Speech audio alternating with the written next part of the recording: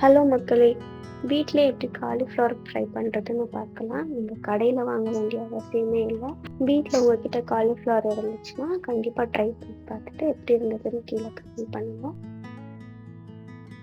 ஒரு பாத்திரத்துல தண்ணி எடுத்துக்கோங்க. அது கூடவே மஞ்சத்தூள் கொஞ்சம் போட்டு மிக்ஸ் பண்ணிட்டு, தேவையான சால்ட் கொஞ்சம் போட்டு ஆட் பண்ணிக்கோங்க. தண்ணி நல்லா கொதிக்கட்டும். நம்ம கட் பண்ணி வச்ச காலிஃப்ளவர வந்து இதில ஆட் பண்ணி ஒரு 5 மினிட்ஸ் போல் கொதிக்க விட்டு வடிகட்டி எடுத்துக்கலாம்.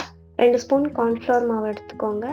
1 ஸ்பூன் கடலை மாவு, 1 ஸ்பூன் இஞ்சி பூண்டு paste, 2 spoon red chilli powder, 1 spoon மிளகுத்தூள், 1 ஸ்பூன் தனியாத்தூள், 1 ஸ்பூன் கரம் மசாலா, அப்புறம் வீட்டு மிளகாத்தூள் 1 ஸ்பூன், சால்ட் கொஞ்சம், 2 ஸ்பூன் ஆயில் போட்டு நல்லா மிக்ஸ் பண்ணிக்கோங்க.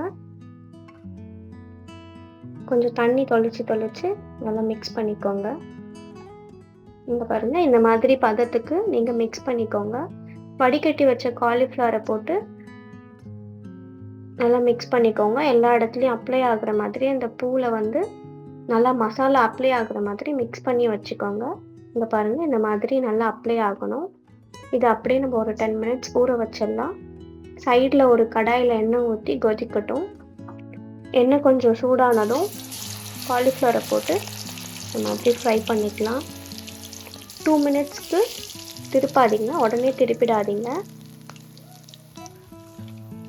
ஸோ இந்த மாதிரி கொஞ்சம் 2 மினிட்ஸ் கழிச்சு திருப்பி விட்டு காலிஃப்ளவர் நல்லா ப்ரௌனாக ஃப்ரை ஆனதும் நீங்கள் தனியாக பவுலில் எடுத்துக்கோங்க. இங்கே பாருங்கள், நமக்கு நல்லா ப்ரௌனிஷாக கிறிஸ்பியாக வந்திருக்கு. நம்ம டேஸ்ட் பண்ணி பார்த்தோம், சூப்பராக இருந்துச்சு. நல்லா ஸ்பைஸியாக காரமாக இருந்துச்சு.